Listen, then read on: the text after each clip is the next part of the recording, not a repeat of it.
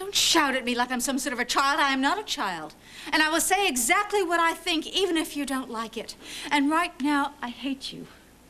You disgust me. And I will never accept what you have done to me if you lie about it for 100 years. That's it. I was a victim before. I will not be again. Dimitri, don't walk out of here. That's not going to solve anything. And Erica calling him every name in the book is not going to solve anything. Well, I'll be damned if I'm going to stand around and be compared to a rapist. Well, you're no All right, time out, the two of you, both of you. You're both hurt, you're both angry. I understand that. This just happened. Neither one of you has the kind of distance you need to look at this thing. Now, all I'm saying is let's just calm down and take a breather, and let's give peace a chance before we declare war, all right? Are you suggesting that I don't have a reason to be angry? No, you be as angry as you want, but like you said, I'm your attorney, and I'm counseling you to be extremely cautious. That's what I'm doing. Well, it is too late for caution. It is never too late. Every client that comes into my office looking for a divorce, I advise them to try to save their marriage first. I am not every client, No, Jack. Erica, you are not every client, but like every client, you have made a spiritual and a legal vow that cannot be undone at the drop of a hat. For better or for worse, remember, Erica? Yes, I remember. I remember vividly. Well, you can't... But a man who takes those vows and then turns around and does what Dimitri did... What I'm saying is you can't cut and run.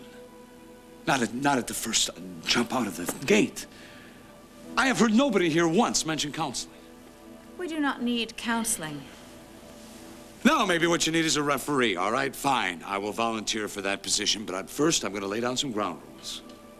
Number one, nobody does anything yet except talk.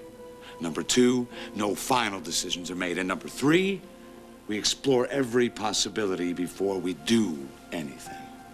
All right? I don't know what else I can do. I admitted I made a mistake. I sincerely apologized, and I would do anything to make it up to you. You can't. File for divorce first thing tomorrow, Jack. Well, if you won't, I'll find a lawyer who will. All right. Fine. Jack, you call Gary Meiden. Get in touch with him as soon as you can. Dimitri, wait a minute. No, let him go, Jack. I presume Gary Meiden is his lawyer? I don't care. How can you not care? Do you realize what you just did? You just pushed the man over the edge. Jack. What? I think Erica's had about all she can take right now. Yes, I have. Thank you, Laurel. I understand, and so does Jack. And I think everybody will feel a little better if we can get away from this for a little while and think about something else, huh? Like turkey with all the trimmings. Thanksgiving? This is Thanksgiving? Yeah. At Tom and Olivia's. They're having a big crowd. You're invited. Right. Oh, no, I'm certainly not going to go parading my broken heart in front of people. Erica, You know, no. nobody is going to know that your heart is broken unless you tell them. No, really, thank you. I'll just stay here by myself. It'll do you good to be around your friends. Look, I'm feeling fragile.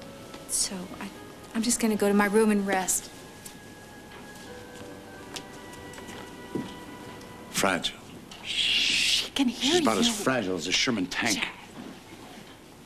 Well, maybe I should call Tom and Olivia and tell them we're not coming. No. There's no reason that our friends shouldn't be able to enjoy your delicious sweet potato casserole just because.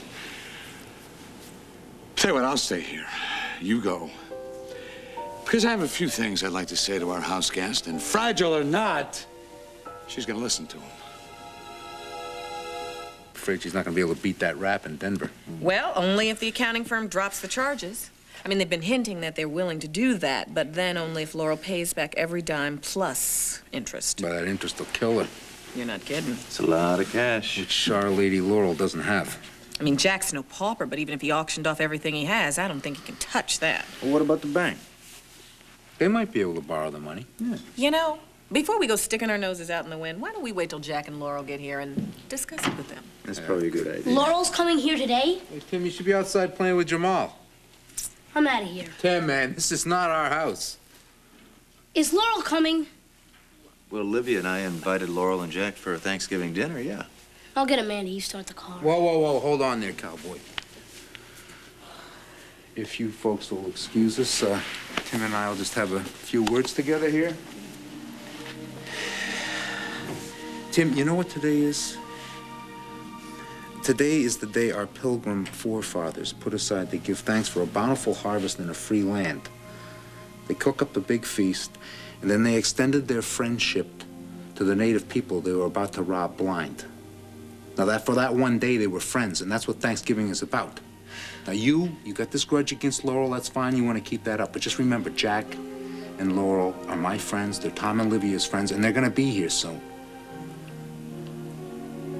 We're not leaving, and that's final. So you can either be nice to them or you can ignore them. But we're going to have a great Thanksgiving, okay? Any questions? Any comments? Yeah, Thanksgiving reeks.